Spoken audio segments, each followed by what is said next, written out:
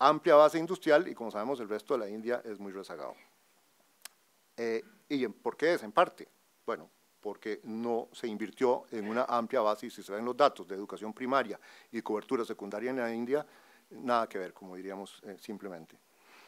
La tercera categoría es una estructura de logro educativo en forma de L, es decir, alta proporción en educación primaria, bajas proporciones en secundaria y terciaria. Lo que se encuentra es que los países con este tipo de estructuras no logran desarrollar ni siquiera o tienen dificultades para industrias de baja tecnología intensivas en mano de obra, y es común en países menos desarrollados. Entonces, aquí es interesante porque aquí es vincular cómo entonces el sistema de educación formal realmente determina las opciones y el campo que tiene un país y la flexibilidad para diversificarse, etcétera. No es algo desconectado de la estrategia de transformación productiva o de una política industrial.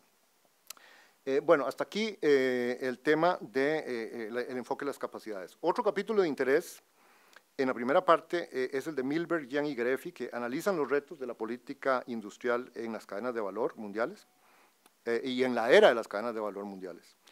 Esto no es necesariamente un nuevo enfoque, pero sí una nueva realidad que plantea retos para la transformación productiva.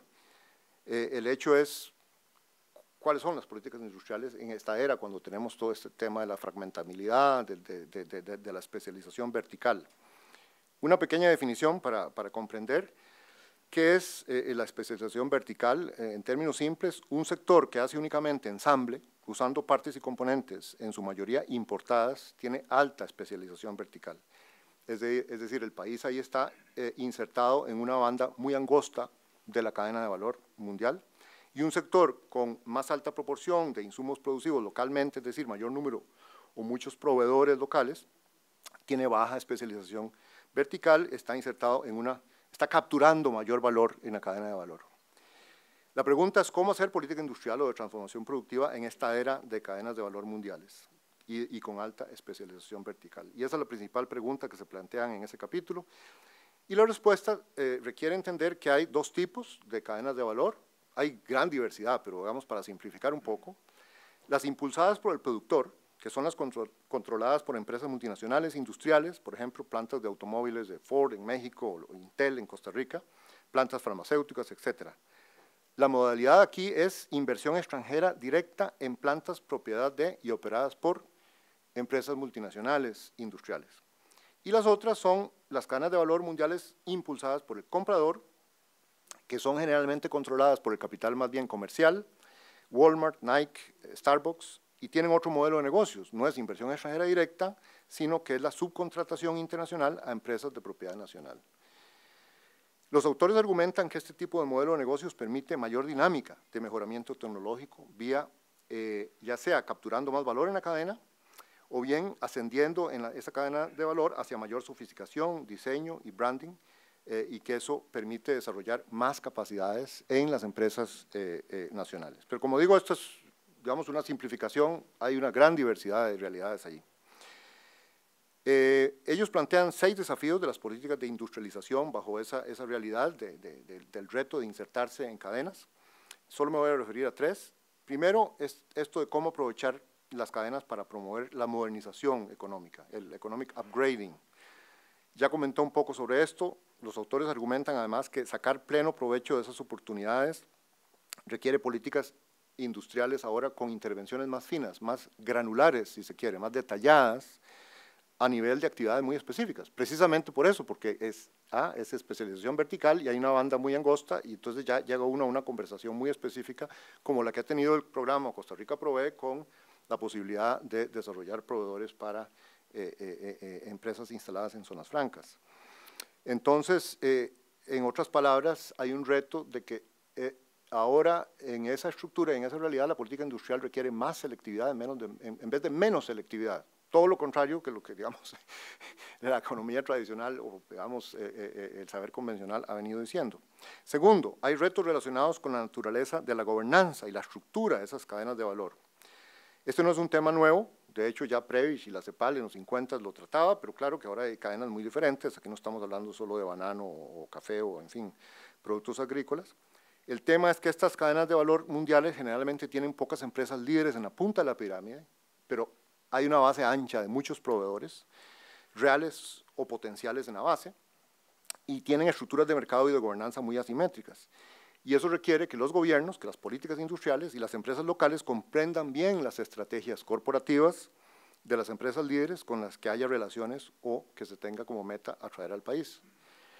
Y el tercer reto es el mejoramiento de las dimensiones social y ambiental. Y aquí es donde está la dimensión del empleo, los salarios, las condiciones de trabajo y el cumplimiento de las normas laborales en las empresas de la cadena. La evidencia enseña que la conexión entre el mejoramiento, la dimensión económica y el mejoramiento de la dimensión social no es una conexión automática. Hay que tener políticas específicas para mejorar la dimensión social. Violaciones de derechos laborales y deficiencias en condiciones de trabajo son frecuentes en muchas cadenas de valor. Recorremos el accidente en Bangladesh, por ejemplo, en el sector textil, el edificio que se desplomó y mató a 1000 trabajadores de la industria textil. Muchas empresas líderes tienen estrategias de responsabilidad social, corporativa, y eso es muy importante, y hay varias iniciativas público-privadas, y hay sistemas de monitoreo, y todo un mercado de consultorías privado. Muy importante, pero insuficiente. Hay que tener políticas públicas para tener inspectores, para hacer que se cumplan los estándares en esa materia, laborales, ambientales, y el punto es que esto es parte también de una política industrial moderna. Entonces, cuando uno habla de cadenas de valor, un marco, la gobernanza, la mejora económica, la mejora social, y hay que poner atención un poco a esas tres cosas. Bueno, ¿qué concluimos los editores de este repaso de perspectivas económicas? 4 conclusiones básicas.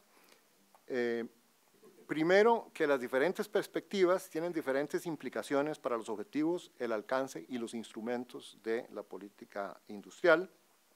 Por ejemplo, ese enfoque de identificación y facilitación del crecimiento es muy estrecho, con un papel mucho más activo para el gobierno que el papel, digamos, tradicional, pero todavía limitado y que no va más allá de los límites de la ventaja comparativa. En contraste, este otro enfoque de las capacidades, la innovación, las tecnologías, le da un amplio margen de acción para el gobierno para promover aprendizajes e influir en los patrones de cambio estructural y empleo. La segunda conclusión es que se requiere un enfoque integrado y coherente entre diferentes ámbitos de política, por ejemplo, política macro, comercial, etcétera, no es solo el compartimento estanco de los sectores productivos. Tercero, un objetivo importante de la política industrial es promover estrategias de aprendizaje que movilicen esas potencialidades y la innovación tecnológica y organizacional. Y cuarto, es claro que aunque hablemos de política industrial, el tema no se agota con la industria.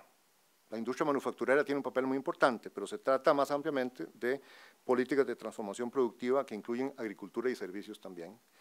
En otras palabras, una política industrial moderna es equivalente al desarrollo de estrategias productivas y por eso este término introducido por Ocampo y ahora utilizado por el BID es importante. Bueno, segunda parte del libro son los casos. Hay 8 narrativas de políticas industriales y de transformación productiva para estos países. Ya dije, voy a referirme al final, debe haber un poquito de interés de qué voy a decir sobre Costa Rica, así que lo dejo de último. El caso de Brasil, por ejemplo, presenta el papel del Banco Nacional de Desarrollo de Brasil, que ha tenido un papel muy importante, y las etapas de la política industrial en Brasil. Es un poco descriptivo, francamente, no van a encontrar una evaluación. Hay una discusión, hay un debate en Brasil sobre la política industrial y qué ha pasado, pero digamos, es importante entender al menos el papel del banco, y de hecho, claro, como ustedes imaginarán, en beneficio de la transparencia total, João Carlos Ferraz es el vicepresidente del banco y él es el que escribió el capítulo, o sea que no van a encontrar una visión muy crítica, ¿no?, del papel del banco en la política industrial de Brasil. El capítulo sobre Estados Unidos es muy interesante porque en él Robert Wade muestra cómo Estados Unidos sí ha tenido políticas industriales proactivas, no en el ámbito de una agencia coordinadora única en el gobierno federal, pero sí en varios otros ámbitos, el de los gobiernos estatales, en ciudades y regiones y alrededor de ciertas agencias de gobierno que incluyen, pero va más allá del bien conocido, la conocida historia del Departamento de Defensa, ¿no? Todos estos ámbitos y agencias han negociado plataformas sólidas para el financiamiento, para los partnerships, las alianzas, la cooperación entre la comunidad científica y comercial. Y provocativamente, Wade argumenta que Estados Unidos ha tenido lo que él llama un Estado desarrollista disfrazado y que la idea de que Estados Unidos no tiene política industrial es un mito. Bastante provocador el artículo, como se podrá imaginar. Entonces, algunas lecciones y principios de los casos de estudio en el libro más la literatura en general. Este es un esfuerzo que hacemos los editores de síntesis en el primer capítulo. Y básicamente extraemos lecciones en estas 5 áreas. Entonces, un poquito para dar el sentido en cada una. La primera área es la selectividad de las intervenciones. Esta ha sido una de las cosas más controvertidas. De nuevo, la crítica convencional es que no es papel del Estado escoger ganadores, porque los ganadores los define el sector privado, el mercado y el gobierno. Para ponerlo aquí en lenguaje local, lo único que es bueno es para meter la pata. En esta discusión, los economistas han introducido una distinción entre medidas horizontales y medidas verticales. Las horizontales son las que proveen insumos para muchas empresas, como simplificar trámites, proveer educación e infraestructura, entrenar ingenieros, enseñar inglés, facilitar inversión extranjera directa y transferencia de tecnología. Y si se quiere hacer la lista más grande y más sofisticada, los sistemas de salud ocupacional en el trabajo, la certificación de productos, la protección a la propiedad intelectual. Esto es, digamos, la caja de herramientas convencional y lo que normalmente se dice que es el papel del Estado en la política industrial. Las medidas verticales, que favorecen a unos sectores y empresas y no a otros, son fuertemente criticadas como discriminatorias, distorsionadoras, y si algún economista las sugiere, se le acusa de querer escoger ganadores, picking winners. A mí se me acusó en CODESA bastante de eso, por varios economistas locales, y de ser un intervencionista o algo peor. Ese es el saber convencional. Pero cuando se piensa bien esto, es claro que esta es una distinción falsa, o por lo menos muy artificial. Muchas de las medidas supuestamente neutrales en realidad no lo son, sino que benefician a cierto sector o producto o región. Por ejemplo, si uno hace carreteras a las montañas para favorecer el ecoturismo, eso no va a ayudar a llevar productos a los puertos. Un laboratorio para certificar que la carne no tenga aftosa no es útil para verificar que las frutas y vegetales estén libres de enfermedades. Y hay muy poco de neutral en la educación y el entrenamiento. Los programas de formación vocacional están enfocados, o deberían estarlo, en resolver algún faltante muy específico de habilidades en un sector para el sector privado. Aún las decisiones de inversión en educación primaria, secundaria y terciaria tienen implicaciones muy significativas, como vimos, sobre el perfil de la fuerza de trabajo y el rango de opciones factibles para la transformación productiva. Incluso la escogencia de reglas para el tipo cambio favorece a algunos sectores, penaliza a otros, como el sector financiero, los exportadores o ciertas regiones según los productos que exporten. Entonces, cuando un gobierno o una institución pública decide entrenar a un tipo particular de ingenieros, o construir un laboratorio, o incluso construir un puente o un camino, o escoge una serie de reglas para definir el tipo cambio, de hecho, está favoreciendo a unos y penalizando a otros. Y de hecho, está seleccionando, digamos, ganadores. Esto es ahora ampliamente aceptado, y como dicen Ricardo Hausmann y Dani Rodrik, los gobiernos están condenados a elegir. Entonces, la conclusión es que es mejor hacer esto consciente y transparentemente, y diseñar las instituciones y los procesos con la transparencia y los chequeos y los balances adecuados, en vez de pretender una neutralidad que no existe. En otras palabras, la pregunta no es si seleccionar sectores o no, o si hacer apuestas competitivas o no, a ciertas tecnologías, sino cómo hacerlo de la manera más efectiva, con los controles y chequeos, con los correctivos para que, no es que no se van a cometer errores, pero para corregir los errores rápidamente, consistente con las reglas internacionales para el comercio. Por ejemplo, Costa Rica ha sido muy selectiva en la escogencia de sectores y empresas meta en su política de atraer inversiones. Se hicieron apuestas a sectores de alta tecnología electrónica, de productos médicos y otras, y esta política no ha sido neutra y ha funcionado bastante bien. Aquí está Enrique Egloff. Casi podríamos decir el padre de la criatura, pero si no el padre, ciertamente quien implementó y puso en práctica estas cosas de un periodo fundamental cuando se estaba haciendo la transición en los años 90 del modelo anterior al nuevo. Pero ha habido cambios en el enfoque y los instrumentos hacia la selectividad, y no voy a entrar en ese grado de detalle. Lecciones, entonces esas son lecciones en cuanto a todo este tema de la selectividad en que los economistas han gastado tanta energía. La segunda área, y ha sido una distracción en el fondo, es el vínculo entre políticas macro y políticas de transformación productiva. El punto básicamente a recordar aquí es que la crisis provocó toda una reconsideración del saber convencional sobre la macro y su conexión con el crecimiento y el empleo. El economista jefe del Fondo Monetario, Olivier Blanchard, en varios trabajos con sus colegas del mismo fondo, ha replanteado los límites de lo que el fondo tradicionalmente consideró una buena práctica en materia de metas de inflación, proporción de deuda respecto al PIB y déficit fiscal respecto al PIB. Aunque sus recomendaciones son todavía bastante conservadoras, esto al menos abrió una discusión, y esto hace poco, hace tres años, sobre los parámetros de lo que es una política macro, pro crecimiento y pro empleo, y sobre la importancia de tener una mayor flexibilidad en la programación financiera que la que había sido tradicional en el fondo. Y esto realmente es importante. Está don Eduardo, que me ha manejado muchísimo estos temas, porque en la medida en que uno flexibilice un poco la meta de inflación, la deuda, la razón de deuda y déficit fiscal, pues puede acomodar mayor crecimiento y mayor expansión. La Reserva Federal de Estados Unidos anunció en noviembre de 2013 que el desempleo tendría que caer a 6.5% en Estados Unidos antes de que la Reserva Federal empezara a aumentar la tasa de interés. También esto estableció un vínculo muy estrecho entre política monetaria con el objetivo del empleo, cuando recuerden que el saber convencional antes es decir, no, los bancos centrales se tienen que preocupar nada más por el valor de la moneda, la estabilidad monetaria, no es mi negocio preocuparme sobre los resultados en el crecimiento mucho ni en el empleo. En la OIT varios colegas han investigado el tema y el argumento es que las políticas macro deben y pueden ir más allá del objetivo de estabilidad para apoyar la transformación estructural del empleo y el crecimiento incluyente.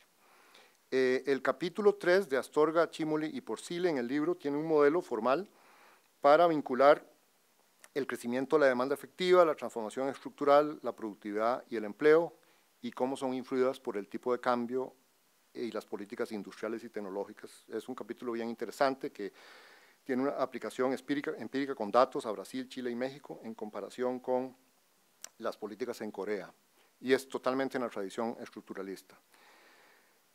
Uno de los temas en el capítulo sobre China es cómo China vinculó sus políticas fiscales y sociales con los objetivos del modelo de transformación productiva.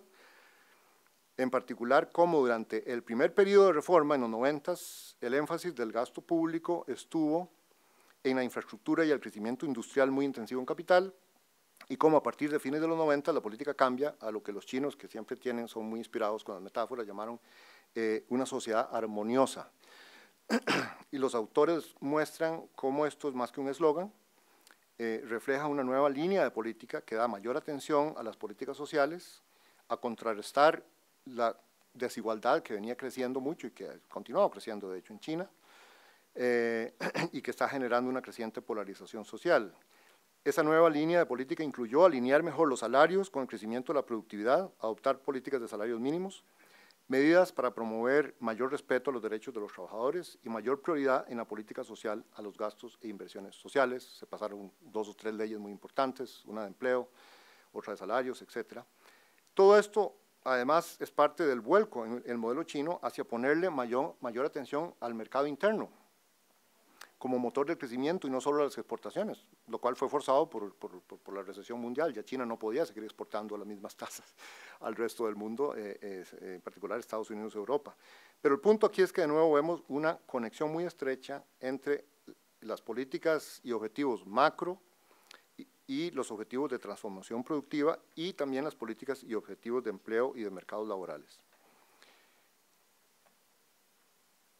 Bueno, el tema de la relación entre reglas de comercio, esta es otra área de elecciones, los instrumentos que se han prohibido en los acuerdos comerciales, los que son permitidos, el debate sobre todo esto del espacio de políticas que existe o que ha dejado de existir, ya sea por los acuerdos bilaterales o los acuerdos de la OMC multilaterales, son temas muy importantes, pero las malas noticias no van a encontrar mucho en el libro sobre esa discusión, es una discusión muy amplia y especializada, y bueno, un libro no puede cubrir todo.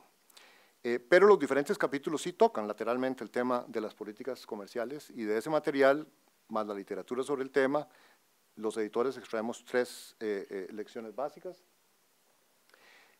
Primero, que las economías exitosas han utilizado combinaciones inteligentes de apertura comercial, promoción de exportaciones y apoyo a industrias nacientes. Estas son historias de éxito, pero no son simples historias de apertura comercial. Son mucho más complejas y hay que ver ahí un poco la secuencia, cuándo pasó qué, y muchos países se tomaron su tiempo en hacer las cosas. Segundo, y esta es la parte de la complejidad, El momento oportuno, el timing, la velocidad, la secuencia de las medidas hacen una diferencia clave. Y tercero, las reformas comerciales no deben perseguirse como objetivo solo, independiente, deben ir acompañadas de las otras políticas como las que se ven en esta lista. Eso plantea dilemas complicados, ¿no? Porque, bueno, si uno sabe que en estas políticas no podemos avanzar, avanzamos o no en la apertura comercial, Costa Rica decidió avanzar en la apertura comercial y tiene rezagos en estas cosas, pero la lección es, lo deseable sería poder avanzar sincronizadamente como paquete de políticas y no dejar que un área se dispare y las otras se queden como la tortuga. Bueno, ya sobre esta cuarta área, aprendizaje y capacidades colectivas, hablé bastante. Solo quiero reiterar el principal mensaje, y este es que la transformación productiva implica dos procesos: creación de capacidades colectivas, aprendizaje a todo nivel, en la esfera de conocimiento, y acumulación de capacidades productivas vía inversión en capital físico y humano, y que a menudo la atención es demasiado en B y no sobre A, y que se necesitan entonces estrategias de aprendizaje en todos esos ámbitos. Creo que ese mensaje ya ha quedado bastante claro. Y finalmente, el diseño institucional y de políticas. ¿Qué lecciones? Este es un tema clave, porque al final podemos hablar mucho, pero viene el reto cómo poner todo esto en práctica. Al igual que en toda área de política, la política industrial tiene tanto una dimensión, digamos, tecnocrática y una de economía política. La tecnocrática significa que el país necesita tener una burocracia dedicada y calificada, con un buen conocimiento de la cartera de instrumentos de política, con capacidades de evaluación del desempeño y la negociación con todas las partes interesadas. Esa burocracia, si no se tiene, hay que construirla. Con una institucionalidad atrofiada o ineficiente, no solo la política industrial, ninguna área de política es exitosa. La dimensión de economía política es porque las agencias encargadas no existen en el vacío, sino que están en un contexto de actores económicos, sociales y políticos. La política industrial también requiere contrapartes fuertes, con una clara visión, organizaciones del sector privado capaces de articular y priorizar las necesidades del sector y de establecer diálogo, no solo con el gobierno, con los otros actores, porque son varios, no son solo el gobierno. Se requieren organismos fuertes de coordinación, se requieren agencias fuertes de conocimiento y de servicios. Dos de los riesgos en la puesta en práctica de políticas industriales son la dispersión o atomización de responsabilidades y la captura por los mismos agentes que se están apoyando, y esto ha sido muy enfatizado, y algunos concluyen que el riesgo y la realidad de la captura a veces en algunos países es tanto que es mejor no meter la mano allí porque en realidad no va a haber éxito.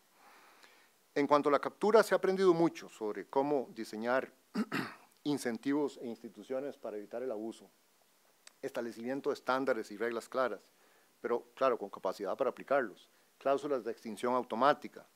Por ejemplo, recuerdan, para poner el ejemplo de los CATs, ya no se pueden tener CATs, pero en vez de tener por 20 años que no se podían tocar los contratos de certificado de abono tributario, bueno, y Chile tuvo esos esquemas donde automáticamente, una vez que, digamos, el sector definido bien pasaba cierto límite o cierta masa crítica de exportaciones, automáticamente el certificado o el incentivo o el subsidio se reducía. Entonces, automáticamente el éxito mataba, digamos, el subsidio. Bueno, eso es un ejemplo. Como digo, ya no se pueden usar esos subsidios en la exportación, pero este tipo de cláusulas son útiles.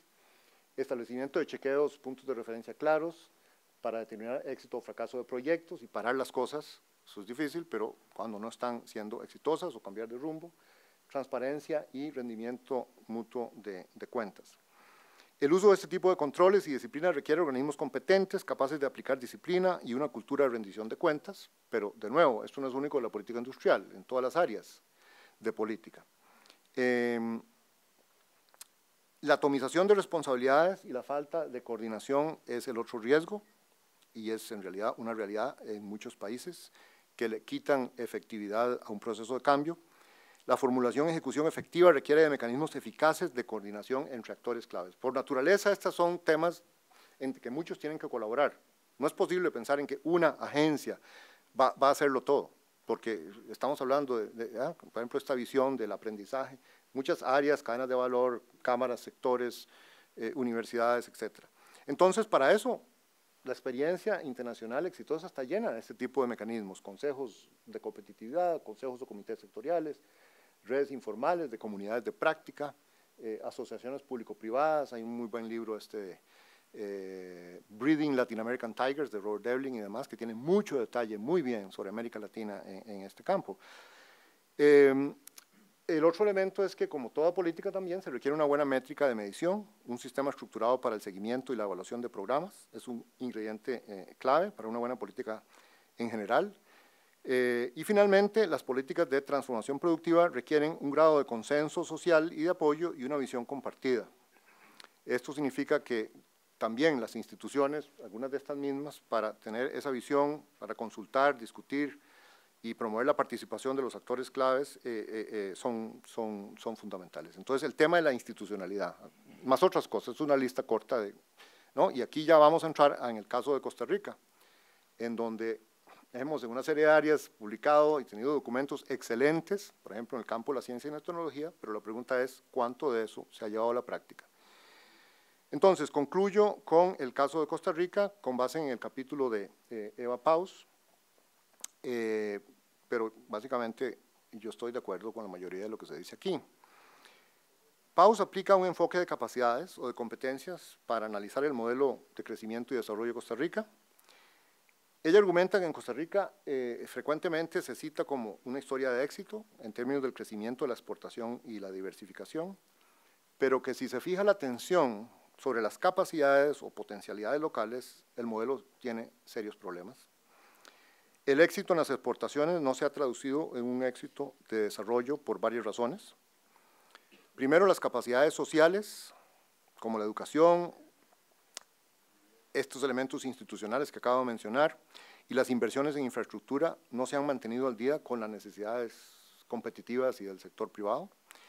Segundo, deficiencias en educación, innovación e infraestructura se han convertido en lastres para una modernización de base amplia, y el país está en alto riesgo de caer en la trampa de la renta media, es decir, quedarse pegado allí. Hemos tenido éxito, pero no poder hacer el salto a, como se decía en cierto momento, ser el primer país desarrollado de América Latina. Tercero, las políticas consistentemente proactivas para atraer inversión extranjera directa contrastan con una falta de continuidad y de proactividad en el apoyo al desarrollo de las empresas locales. Como resultado, la acumulación de capacidades en las